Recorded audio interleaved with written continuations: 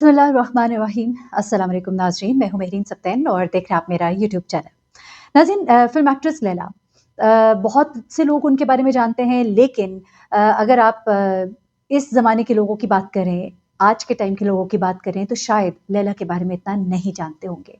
एक टाइम था जब लैला का तोती बोलता था। लैला ने 1996 में जब फ़िल्मों में कामों का आगाज़ किया, तो there was no looking back. बड़ी-बड़ी फ़िल्म्स में काम किया, लेकिन लैला की वजह शोहरत उनका बोल्ड अंदाज़ निकला। उनका वो अंदाज़ जिसे हमारे मुआशरे में शायद पसंद नहीं किया जाता, बल्कि यकीनन पसंद नहीं किया जाता। उनके डांसेस इस कदर बोल्ड थे, उनके लिबास इस कदर बोल्ड था। उसके अलावा कुछ उनकी वीडियोज़ और तस्वीर इस तरह की बोल्ड लीक होती हैं और उसके बाद उनकी पहचान ही फ़िल्मों में एक आइटम गर्ल की बन जाती है। लैला ने गुज़िश्ता दिनों अपनी ज़िंदगी में पेश आने वाले कुछ बड़े ही तकलीफ़देह लम्हों का ज़िक्र किया। ज़िंदगी में बहुत से उतार-चढ़ाव से गुज़रती हुई लैला जो है आज जिस हाल में है, उसके बारे में सुनकर आपके भी रोंगटे खड़े हो जाएँगे। आप हैरान और परेशान रह जाएँगे कि एक वक़्त में लैला, जिसके पाँव में नोटों की गड्डियाँ फेंकी जाती थीं, वही लैला किस तरह से पैसे-पैसे को मोहताज हो गई। किस तरह से वो एक सैयद घराने में पनाह लेने पर मजबूर हुई। सिर्फ़ यही नहीं, बल्कि मौत को बहुत करीब से अपनी आँखों से देखने वाली लैला जो है, उसने अपनी ज़िंदगी की कहानी जहाँ शेयर की, वहाँ आज मैं आपको लैला की वो कहानी भी सुनाऊँगी जो शायद आप नहीं जानते। लैला, जिसका नाम सायरा अहमद राना था। लैला का फ़िल्मी नाम रखने वाली कोई और नहीं बल्कि मैडम शमीम आरा थी, जिन्होंने उसको फ़िल्मों में मुतारिफ़ कराया। 1996 में लैला की फ़िल्म आती है राजू बन गया जेंटलमैन, जिसमें मीरा भी होती हैं और वहाँ से लैला की एक पहचान बनना शुरू होती है और उसके बाद एक और फ़िल्म जहाँ से उन्हें बहुत फ़िल्म मिलती है फ़ेम मिलता है, दुनिया दिलवालों की, जिसमें बहुत से एक्टर एक्ट्रेसेस थे, रीमा भी थी, मीरा भी थी, तो उधर से उन्हें बहुत ज़्यादा फ़ेम मिलता है। लेकिन उसके बाद ड्रीम गर्ल में जब वो काम करती हैं और बहुत ही बोल्ड काम करती हैं, वहाँ से उनकी पहचान ही एक आइटम गर्ल की हो जाती है। लैला ने बहुत पैसा कमाया, स्टेज पे भी काम किया, लेकिन लैला कहती है कि स्टेज पर मैं काम तब करती थी जब मेरी पॉकेट मनी खत्म हो जाती थी। लेकिन लैला पर फिर एक ज़बू हाली का टाइम आया, एक ऐसा टाइम आया जब लैला जो है वो कुछ भी ना रही। बहुत कुछ से बिल्कुल ज़ीरो हो जाने वाली लैला की कहानी एक सबक आमोज़ कहानी है। लैला ने सबसे पहले अपनी माँ को खोया। अपनी माँ को खोने के बाद लैला अक्सर उनका ज़िक्र किया करती थी।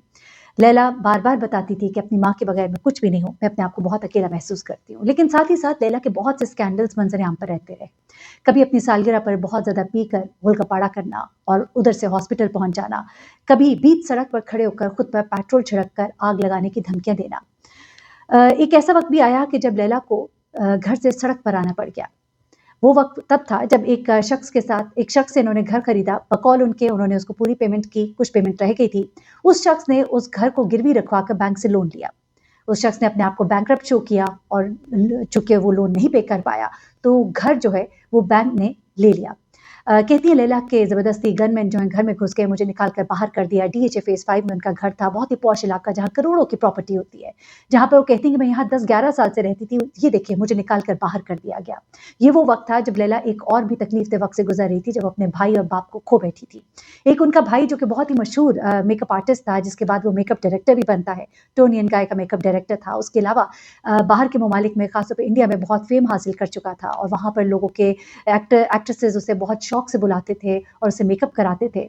बकौल लैला के मेरे भाई को ज़हर दिया गया, उसे स्लो पॉइज़निंग की गई। हमें नहीं मालूम था कि वो इतने जल्दी मर जाएगा और हमारी आँखों के सामने बिल्कुल सही ठीक-ठाक हमारा भाई हमारे ही हाथों में दम तोड़ गया। ये लैला के लिए बहुत ही तकलीफ़देह वक़्त था। वो कहती है कि मैं अपने भाई से बहुत मोहब्बत करती थी। मैं उसे आज तक नहीं भुला सकी। कई सालों बाद भी लैला अपने भाई का ज़िक्र करते हुए आशिक़बार हो जाती है। वो कहती है कि मैं अपने भाई के साथ एक सैलून बनाने वाली थी। हमारे सब ख़्वाब जो हैं धरे के धरे रह गए। मेरा भाई जो है हमें छोड़कर चला गया। यहीं पे बस नहीं होती, बल्कि उनके वालिद जो हैं उनका भी इंतकाल होता है और उसके बाद लैला से उसका घर भी छिन जाता है और लैला सड़कों पर आ जाती है। सड़कों पर आने के बाद वो अपने ऊपर पेट्रोल छिड़क कर आग लगाने की कोशिश भी करती है। वो कहती है कि एक ऐसा वक़्त था कि बस मैं मर जाना चाहती थी। फिर वो कहती है कि एक सैयद घराने ने ना सिर्फ़ ये कि मेरी कफ़ालत की, बल्कि उन्होंने मेरी रूहानी मेरा इलाज भी किया। ये एक वक़्त था जो कि लैला के साथ गुज़र रहा था, लेकिन इसी दौरान में आज से 1.5 साल पहले लैला एक और बहुत बड़े दुःख से और कर्ब से गुज़रती है और वो होता है अपने छोटे भाई को खोने का दर्द। वो कहती है कि उसे अटैक्स होते थे, फिट्स पड़ते थे, अस्थमा का उसको प्रॉब्लम था। पर वो कहती है कि उस दिन वो मुझसे बातें कर रहा था, अपनी सालगिरह की तैयारी कर रहा था। लेकिन उसी दौरान में वो कहती है कि हम वो बातें करते-करते सो गया। मैं अपने पार्लर के ही तैयार होने के लिए मैं वापस आ रही थी, तो मुझे इत्तला मिलती है कि अब वो दुनिया में नहीं रहा। वो कहती है ये मेरे लिए एक और बहुत बड़ा झटका था। पूरा ख़ानदान मैंने अपना एक-एक करके खो दिया। सब के सब इस दुनिया से रुखसत हो गए। लैला एक ज़माने में स्पोर्ट्स गर्ल थी। बहुत ज़बरदस्त गेम्स वगैरह खेलती थी और इसी बुनियाद पर उसको कॉलेज में दाखिला भी मिला। लेकिन फ़िल्मों की दुनिया की रंगीनियाँ जो हैं उसको यहाँ ले आईं और उसके बाद उसने कहीं पीछे मुड़कर न देखा। इसकी फ़ैमिली के बारे में कहा जाता है कि इसकी ननिहाल की फ़ैमिली अमेरिका में रहती थी। इसके वालिद जो है एलडीए में काम करते थे और इनकी फ़ैमिली जो है एक बड़ा ही आज़ाद ख़्याल घराना था। तभी लैला जब अपनी फ़िल्मों में भी काम करती रही तो इसके वालिद ने इसको कभी मना नहीं किया और ना ही इसकी वालिदा ने इसको कभी मना किया। लैला के हवाले से बहुत सी कंट्रोवर्सीज़ भी सामने आती है। एक वक़्त में वो मीरा की बहुत ही अच्छी दोस्त भी थी। मैं कुछ उसके आपको कुछ ऐसी कंट्रोवर्शियल चीज़ें हैं वो भी बता देती हूँ। मीरा से बहुत अच्छी दोस्ती थी और एक वक़्त में ये दोनों यकजान मुखालिफ थी और उसके बाद मीरा अपने भाई की शादी भी से करना चाहती थी। मंगनी होती है मीरा के भाई के साथ लेकिन बात मंगनी से आगे नहीं बढ़ पाती और ये सिलसिला जो है ख़त्म हो जाता है। लेकिन लैला अब भी कहती है कि मीरा मेरी बड़ी अच्छी दोस्त है, लेकिन एक वक़्त था कि बहुत कुछ एक-दूसरे के बारे में बोला भी क्या।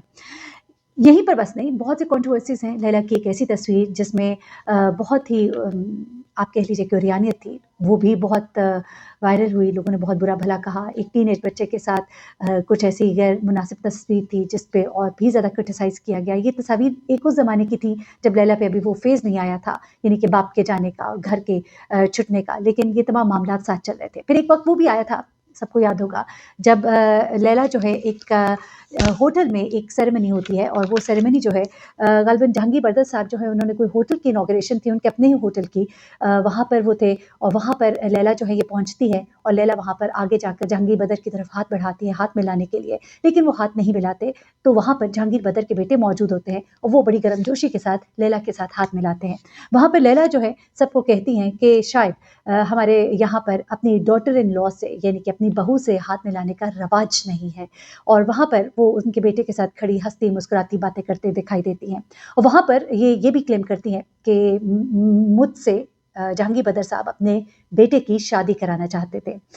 ये बात बहुत ही वायरल होती है उसके बाद आपको मालूम ही है कि बल्कि कुछ लोगों को मालूम होगा, कुछ को नहीं मालूम होगा।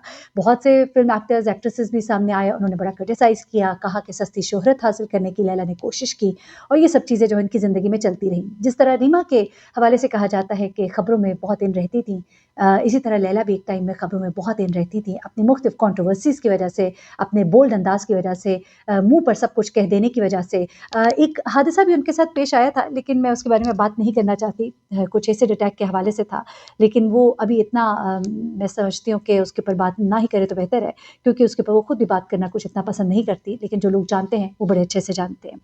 एनीवे अब जो है एक बड़ी मुश्किल दौर से गुज़र कर अपने आप को फाइनली अपने पाँव पे खड़ा किया और एक बड़ी अच्छी मिसाल दी जो मुझे बड़ी अच्छी लगी।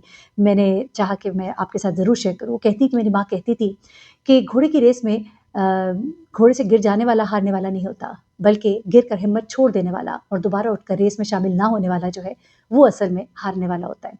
तो बात तो दुरुस्त है कि मुश्किलें आएँ, लेकिन मुश्किलों पर हाथ नहीं छोड़ देना चाहिए, दिल नहीं तोड़ देना चाहिए, हिम्मत नहीं हार देनी चाहिए, बल्कि उठकर दोबारा से रेस में शामिल हो जाना चाहिए। तो वही काम लैला कहती है कि मैंने भी किया। तो मैंने कहा चलिए आपको बताते हैं लैला के बारे में और लैला की कंट्रोवर्शियल लाइफ़ के बारे में भी और जो उनकी ज़िंदगी में मुश्किलात आई, बड़े दुःख भरे लम्हे हैं, बहुत तकलीफ़ दे कहानी भी है, यकीन मानिए दुःख भी होता है। अल्लाह ताला हम सबको जो है इस तरह की मुश्किलात से, इस तरह की तकालीफ़ से बचाए। अपना बहुत ख़्याल रखिएगा, दुआ में याद रखिएगा। अल्लाह हाफ़िज़।